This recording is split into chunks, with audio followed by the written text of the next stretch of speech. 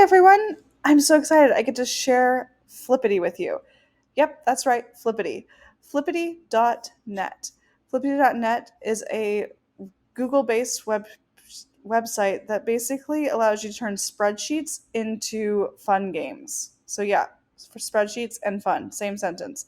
So my personal favorite is the bingo card because you basically put in a bunch of terms and it'll randomize and create random bingo cards that are not basically not the same. So super awesome.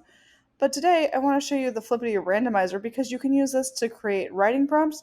You can use it to create uh, like what game you're going to play at recess to like select what your PE sequence is going to be. It can be used for all sorts of things. So there's a quick and easy version where you can basically just put in all the terms and it'll create a randomizer for you. Or this is the one I like. You use the Google spreadsheet template. So you just click this link right here and it'll open up a copy document and it's going to ask you to make a copy with the scripts file. You have to have the app script file to work because that's what's going to turn it into our super awesome randomizer. So I have this spreadsheet I've already created. It has 4 columns in it. Those are going to create four separate spinning wheels, essentially, of information. And I have everything from like Luke Skywalker to an alien invasion for my what and my when. It could be 20 years ago. It could also be in a galaxy far, far away or a long time ago.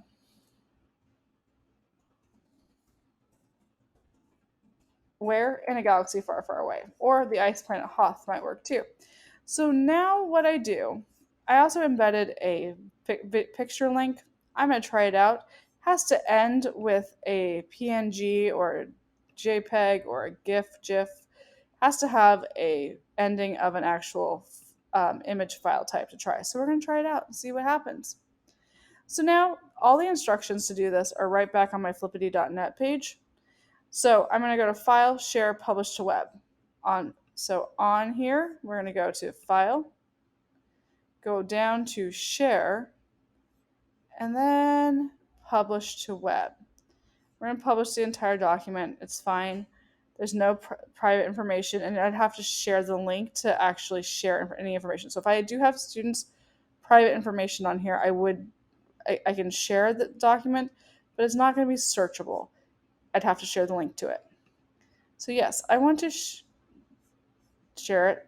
So now there's a link here. I don't care about this link right now because I'm going to go back to the page and I think it's hiding here. Hang on. So I've published, went back and checked my instructions here. So I filed, share, published to web, I published, and then now there's a get the link here tab. So this is what we're going to do. We're going to go back down here because it's hiding behind all my screencastify stuff. So let's move this. Get the link here.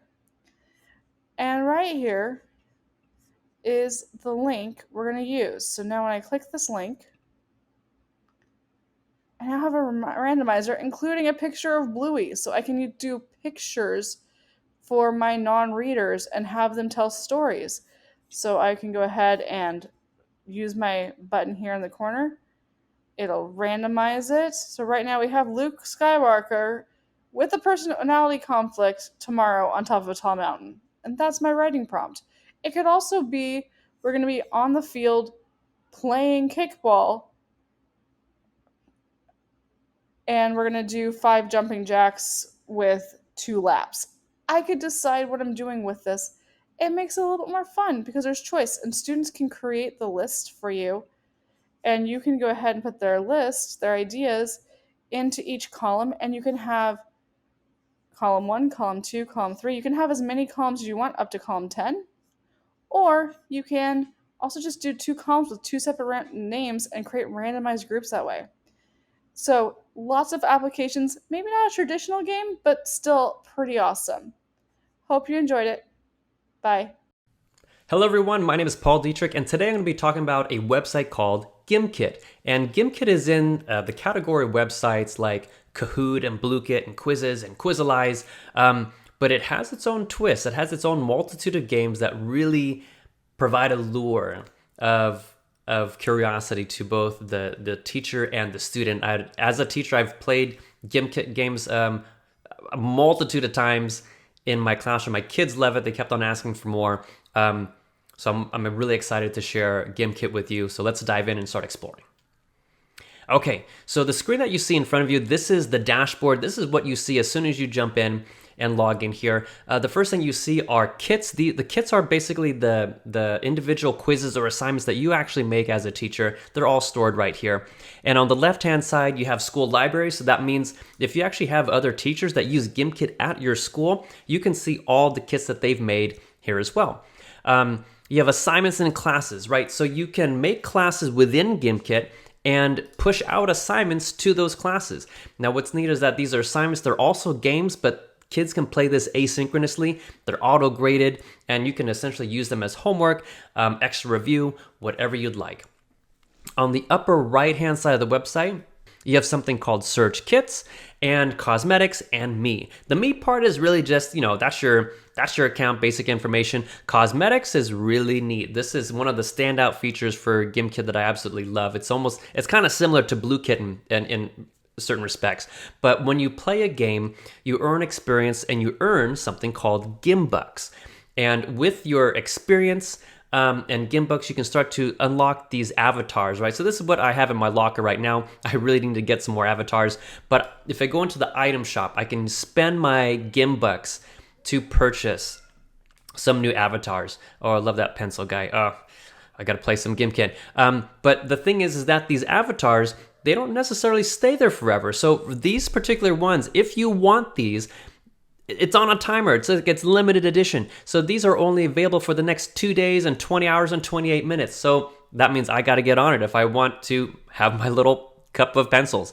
But let's jump right into the search kits, because the search kits is going to be essentially your bread and butter when it comes to GimKit games. So I click on search kits, and in the search bar right here, let's just say I type in multiplication. And I'm going to see a list of kits on the left side, as well as a glimpse of the questions and answers on the right side. So let me click on the first one here. Then I'm going to click on Play Live, because that's exactly what I'm going to click on with my class when I'm doing this in front of kids.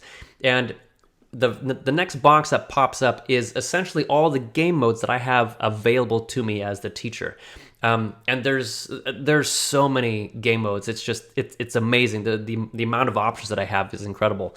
But there's different categories. So I have something called featured, popular picks, fun and games, no kit needed. This one's actually really, really neat. This is brand new. I believe at the moment, this particular feature, this or that, is only available until November 4th, I believe. So if you want to play it, you got to play it by November 4th, because after that, it's gone. Then you have classic twists. So what we'll do is we'll jump into a game so you can see what it looks like, and then we'll talk about a little bit about the basic version versus the pro version. So let's jump into a classic GimKit game. So what I'm going to do is I'm going to click on my game mode, click on continue, and now I have some options that I can choose from, right? So in terms of a game goal, I can either choose between time. It can be a set time, like 10 minutes. It could be a race to a certain amount of money made, and we'll talk about that in a second here. It could be an all-in, which means we're not waiting for one person, for example, to earn $250,000. Maybe the whole class in its entirety needs to earn $5 million before the game ends. You can make it so that if GimKit is connected to your Google Classroom, or if you have your kids already set up in here, you can have them select their names, or you can just use nickname generator and sometimes save some time, right? But what I'm going to do is I'm going to do time, and I'm going to hit continue. And here is the loading screen and the waiting screen. So this is the screen that I think a lot of us are familiar with all these other websites that kind of do something similar. We're going to go to gimkit.com/join, and here's our code to join. And so what I'm going to do is I'm going to show you the student side of things. So if I do that, I should have looked at my code. That code is 568310. So let me do that here. So 5, 6, 8, 3, 10. Join. I'm going to type in Dietrich Education. Boom. And now I'm ready. So this is my rating, my waiting screen. And the thing is, as a student, while I'm waiting for everyone else to type in their names, I can just start doodling here. So, oh, they got some waves here. Oh, that looks kind of like a neat ship. I wasn't expecting that. Very, very cool. Okay. Now on the teacher side of things, I can see that Dietrich Education is in. They're waiting, and so we're all set to go. So I'm gonna hit start game. We got some catchy music. Let me pause it here though really quick. And on the left side, we'll have a list of our players. On the middle upper side here, we'll actually have how much the entire class has made at this point, as well as some game updates on the bottom. And in terms of what the students see, this is what they see. Let me bring that up. There we go. So it's kind of, it's a familiar screen, right? We have the question in the middle plus 4 multiple choice. So in this case, what I'm gonna do is let me answer this 4 times 2. We got 8. Answering the questions, you earn money, right? So I'm gonna hit continue. 2 times 5, that's gonna be 10. It's gonna be 80. I'm gonna earn just a few more bucks here so I can show you the store. 81, and then we have 84, 108. Let's do one more here. 88. There we go. So I got $36. That's my balance in the upper right hand side. Now I'm gonna hit shop here. Here's what I have in front of me. So I have upgrades, which actually, if you could look on the tabs on the bottom, I have upgrades, power-ups, and themes. So right now I'm in the upgrade section. So I can upgrade one of these 4 areas. I can upgrade how much money per question I get, money from streak bonuses, a multiplier, as well as insurance. I can also do power-ups. Now these are amazing. Kids love these. So what I can do is, because there's a leaderboard, I can do a back to school beat, but I can blur somebody's screen if I want to, get a little bit of an advantage. I can freeze other players to give myself an advantage. I can increase my cash. I can put a shield so that nobody can affect me. There's a ton of stuff that you can do here. You can also do themes, which means if you're not really into the color scheme on your screen, at the moment, you could upgrade or change the color scheme of your theme. So I'm just going to do money per question here, and yep, I can afford level 2 here. I'm going to buy that. Now instead of earning $1, I'm earning 5, right? So now that's going to be 20. I'm getting a lot more money, and actually, if my money is starting to increase here, which is kind of neat. So let me go back to my shop here, and so I can see what else is going on. So I got some power-ups. I can do shield. All right, we got that. So when I'm in the game, I look on the upper left-hand side, I can use a shield. I can actually use that, so that way, it's indicated here, but nobody can actually use anything against me. Okay, so now let's look on the teacher side of things. So if you notice, it says, Dietrich Education has turned on his shield. I've upgraded my money. So all of my updates will appear on the side of the screen. Okay, now let me go ahead and stop that game, and we'll talk about the other game modes for a little brief second as we start to conclude. Okay, so we've reached the end of that game, but let me talk a little bit about the other game modes, and then we'll conclude this video here. So let me go back to play. There's a multitude of game modes here that we can get into. Capture the flag, it's exactly what it sounds like. All these games, essentially, between Capture the Flag, Fishtopia, Tag Domination, Trust No One, all these games, there's these different activities that you can do within the game. And sometimes when your little character runs out of energy, or if you need to do something, you have to answer these multiple choice questions, which act as review, in order for you to gain energy or to earn. For example, in Fishtopia, you have to get bait to go fishing. But all these activities require some sort of review, and that's kind of in essence, that's what the game is all about.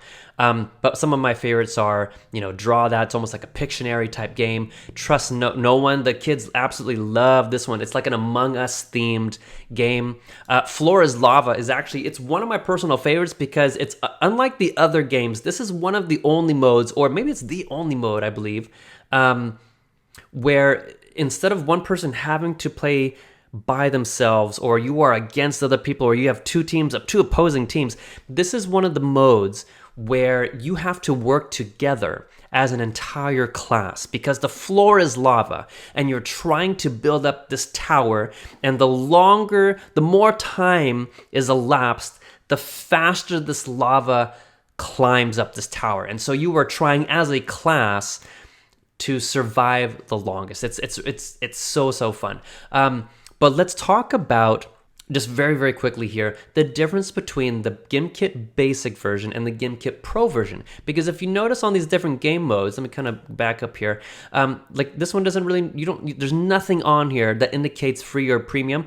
But this one though, if you notice right there, right on top where it says Fishtopia, it says GimKit Pro exclusive. So GimKit is free. There is a free version of GimKit. It's the GimKit Basic.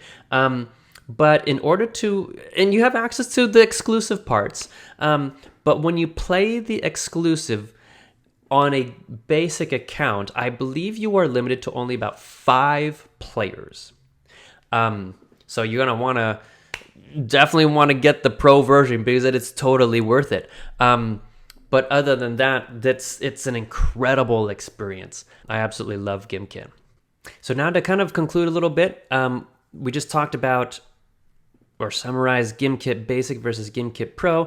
A question that might come up is, well, how much is GimKit Pro? Because I kind of want to play all these other games. I mean, as a basic user, that's good and dandy. It's fine. But if you notice, there's a lot of them that say GimKit Pro exclusive, and I don't want to have just 5 of my kids play, or maybe I'm at a district gathering, right? I don't want just only 5 people to play. I want everyone to play. So how much is GimKit Pro? So GimKit Pro, looking on the website here, it is $59.88, and that's billed annually. You can do monthly at $9.99, but considering that you only pay $60 a year, hey, that's not too bad. But that is GimKit. It is absolutely so much fun. You're gonna have a blast. Your kid's gonna be asking more for this. It's amazing. So if you have not tried GimKit, thank you for watching. I really hope you give it a try, and be sure to reach out if you have any type of questions. Thanks for watching. Hello everyone, this is Jacob, and I'm going to go over Kahoot, a great tool and resource for teachers that increases engagement, especially for assessments. Creating your first Kahoot is really easy. All you have to do is hit the Create button. You'll see several sections where you can fill out the question, add media, and fill in the possible answers. You might want to start with the baseline question, something that asks students how their day is going.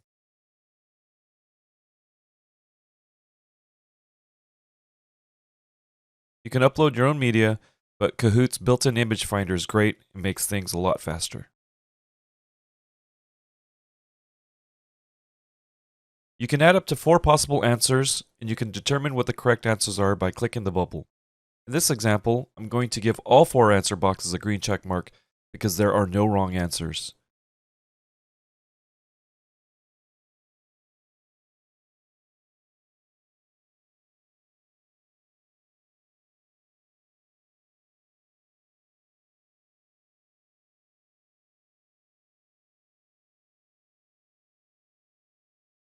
For the second question, I'm going to give students an actual question that might appear on an upcoming test.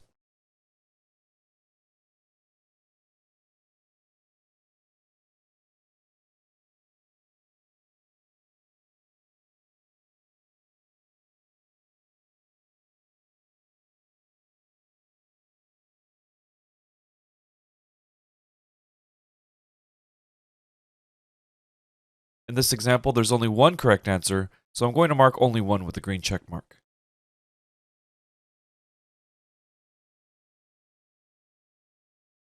On the right side, I have several options. I can change the time limit, the points, and the options for answers. I usually increase a question to double points if it's a multi-select answer. For the time limit, I go with 20 seconds, but I will increase it if the questions and answers are longer and take more time to read. When you add a question, there are several options in addition to the standard multiple choice type. True or false gives students a choice between true and false.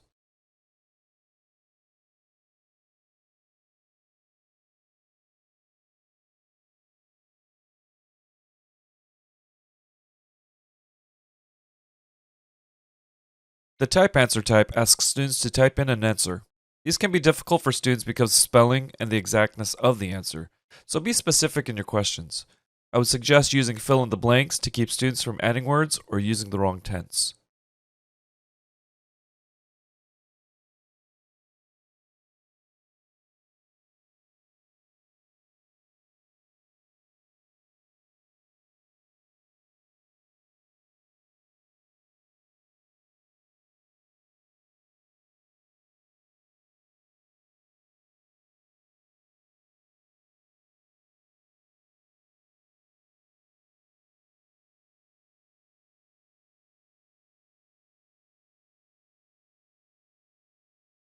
Puzzle types require students to shift the blocks and put them in the correct order.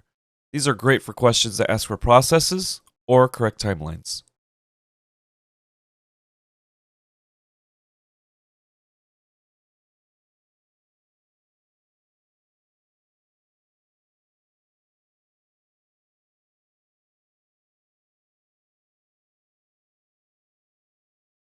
When you're ready to play the Kahoot, go to your library and press Start.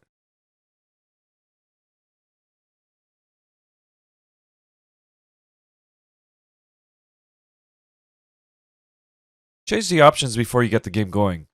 I like to randomize the order of answers and disable autoplay. This gives me time in between the questions to go over wrong answers and help students who may be struggling with the concept.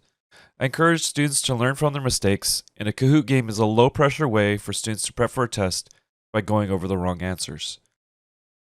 I leave the Show Questions and Answers button on so students can use their own Chromebooks to read and answer questions. Otherwise, they will have to look at my projected screen and then go back to their devices to answer. You can have students play as individuals or as a team. After you initiate the Kahoot, a game pin will appear. Students can either download the app or go to Kahoot and put in the pin to join your game. After players join, start the Kahoot.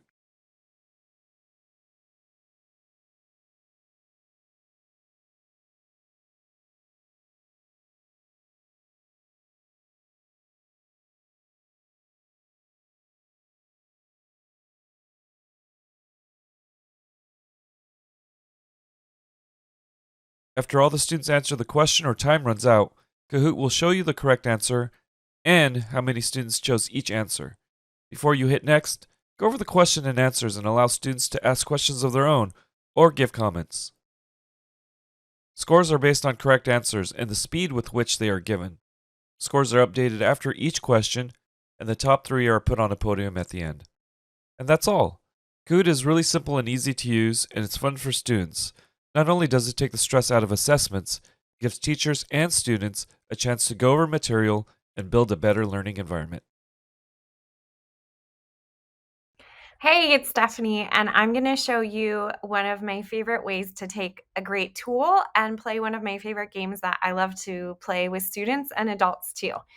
So, one of my favorite tools is actually Wheel of Names. I haven't used it in a while, but when I went back today to refresh before making this video, I noticed that Wheel of Names, if you go to wheelofnames.com, actually starts with its own sort of great question prompt. So already it's a great way to get conversation going in your class.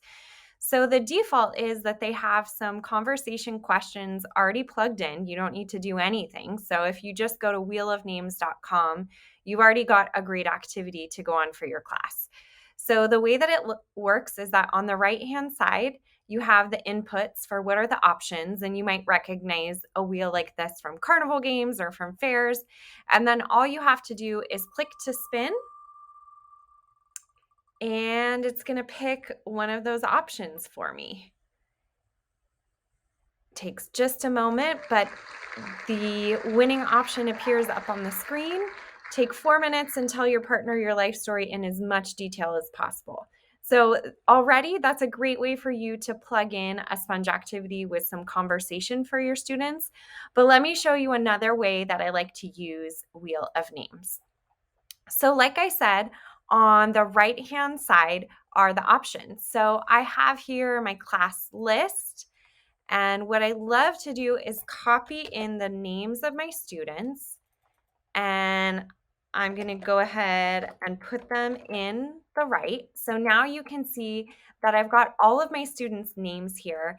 And I like to play a game that I stole from improv. And in improv, it's called Story Story. You might have played this game with your students before and called it something different. But basically, the way that it works is this is a great way for your students to practice their oral language skills and their storytelling skills, which then translates into writing. And it's great for learners of all ages. I loved it in my third grade classroom. I've used it with adults. Again, like I said, I borrowed this from improv, so it's a great for adult actors as well. And the way that it works is you can have your students either seated at their desk or you can get them to stand up in a circle. One person is the moderator. It could be you, the teacher, it could be a student that you choose, and they start the story by providing a setting. And then what I love to do is to go back into Wheel of Names and I click the Wheel of Names, and the next person whose name pops up has to continue the story. So if I was the moderator and I put the setting as the classic, it was a dark and stormy night, I could click my Wheel of Names. It's going to pick one of my students whose names I input. Give it a second to load. Jean would have to then fill in the next part of the story. And I can choose to either press close, which would keep Jean in the Wheel of Names. If I wanted to make sure that each student had an opportunity to share at least once, I could click remove and it would remove Jean from the Wheel of Names so that then it would be like equity sticks where it's just going to pick from the students who haven't chosen yet. If you wanted to extend this activity even further, I recommend that you look up other improv games that are great for playing with your students. All right, I hope you enjoyed this game. I look forward to hearing about how you've used it in your class. Hi, my name's Krista Bradley. I am on the MBQ Board of Directors, and I serve as the events chair with this amazing team. And today I'd like to share a game with you that I created myself during the pandemic and when we were all in distance learning mode. And this was a way to engage families and students. So the kids actually played this game against their families. You could also play this game in the classroom and just split the kids into multiple teams, 2 teams, 3 teams, 4 teams, however you want to do it. I hope you enjoy it. At the end, you will have the option to create your own blank template of this game, and I hope you enjoy playing it with your students. Reading for 500. All right, here we go. When you make a or an blank about someone or something, you use details and examples on the text and what you already know about the topic to form a new idea.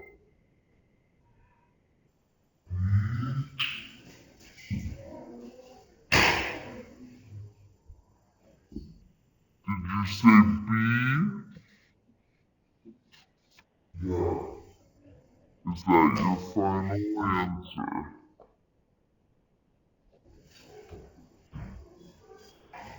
Yeah.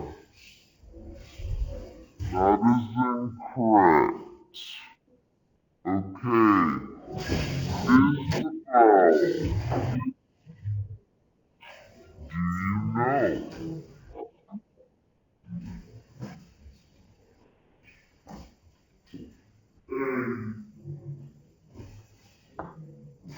Is that your final answer? Yes. That is correct. But it is Isabel's turn to select a category.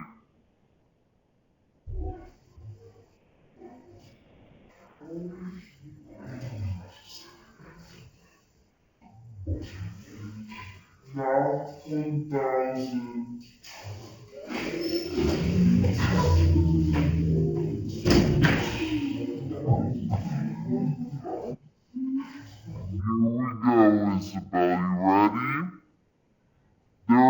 42 people at the museum. Two-thirds of them are children. How many children are at the museum? Answer C28. Final answer? Yes. That is correct.